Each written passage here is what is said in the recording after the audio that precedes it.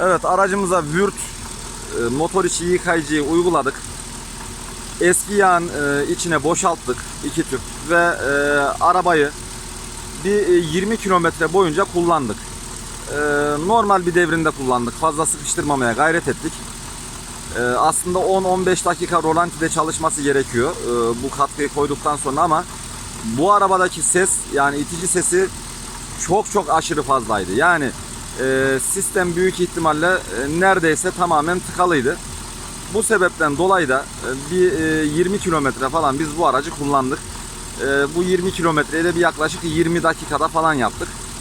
Çok fazla yüksek devir çevirmedik ama yani trafiğin akışından da geriye kalmadık.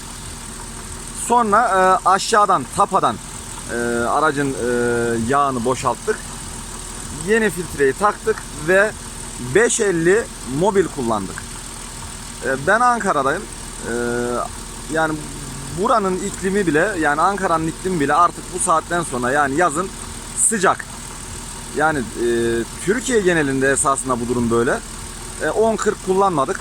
Çünkü 10-40'ın ülkemizdeki sıcaklığa dayanımı bence zayıf.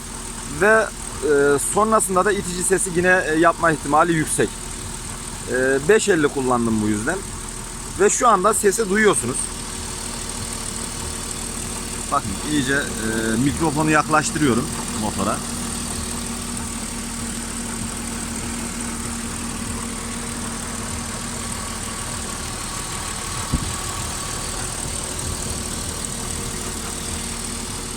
Herhangi bir itici sesi yok. Bir 100 kilometre falan da bir yol yaptık yağ değişiminden sonra. İyice ısıttık arabayı, sıkıştırdık. İşte yani boşta gaz verdik, denedik, rolantide beklettik arabayı. Ha yaptı, ha yapacak mı? Hayır, hiçbir şey yapmadı. Şu anda ses böyle. İstanbul Çınar Oto, Özkan Kara'ya da çok teşekkürlerimi sunuyorum. Sağ olsun, hiçbir şekilde yedek parça konusunda bizi mağdur etmiyor. Elinden geldiği kadar yardımcı olmaya çalışıyor. Sağ olsun, var olsun. E34 Mafya'da gruptaki üye arkadaşlara da bana da indirim yapıyor. Güzel de fiyatlar veriyor. Bu motor içi yıkayıcıyı da ondan aldık. Würth'ü ve işte yağ filtremizi falan ondan aldık. Kendisine de teşekkür ediyoruz. Ve sıcak iklimli olan bölgedeki, yani bizden daha sıcak iklim bölgedeki arkadaşlara da tavsiyem, termostatlarını 71 dereceyle de değiştirsinler. Bu aracın termostatı 80 derece mesela.